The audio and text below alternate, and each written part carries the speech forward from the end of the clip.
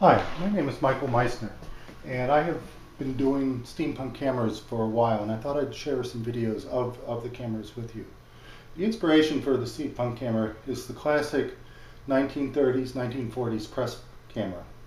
In this particular case, on the left-hand side, is an actual speed graphic. This is a speed graphic is the model of what everybody uses for the press camera. It's sort of like the Canon is today, or the Nikon. And this is the classic flash. Flashes like these, the base was used as the Star Wars lightsaber. But I wanted to do my own version of the camera. So this may just look like a normal bellows camera, but on the inside is my digital camera. This actually happens to be an Olympus EP2. The body, the donor body, is a Kodak 1915 Pony Premo camera. It takes 5x7 sheet film. All I did to the body was take off the lens. I could put the lens back in and it would work, assuming it is still light tight. The squirrel on top is my mascot. His name is Nutso. As you can see, he takes pictures too.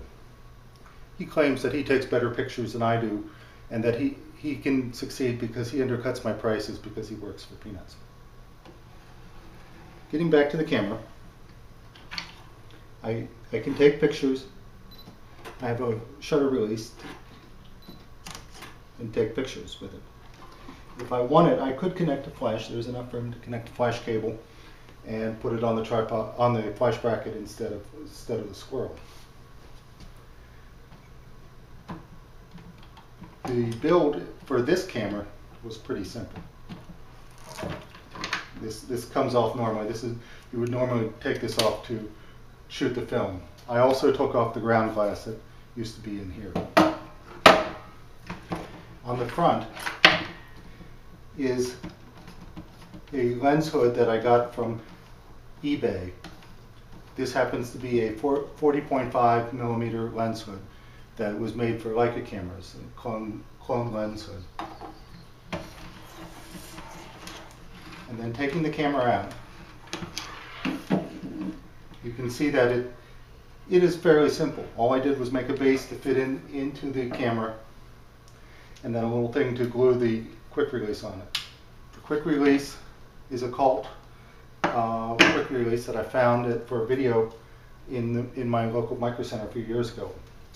I like it because it is easy to change the battery. I don't have to take off the quick release to change the battery on this.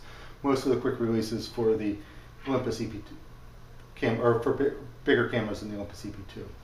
And as you can see, I have a shutter release on here. You know, as I said, and it's just a mechanical shutter release from a film era camera.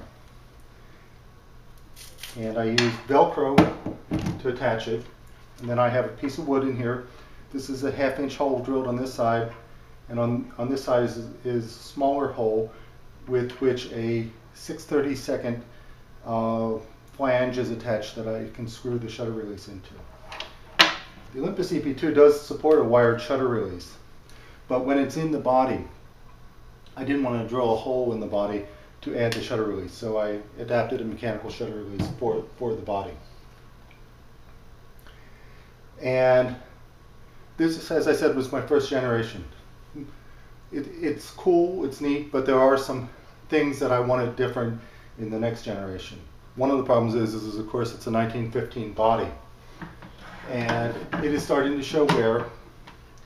I'm not sure it's light tight anymore.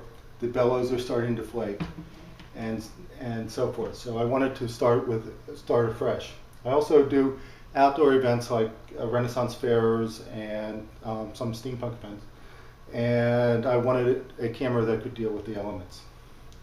Finally, I can zoom the lens, but I have to manually adjust the bellows, and it takes about 10 minutes to zoom the lens. And it's also a little fiddly in getting the lens in so that it focuses properly and doesn't get caught up.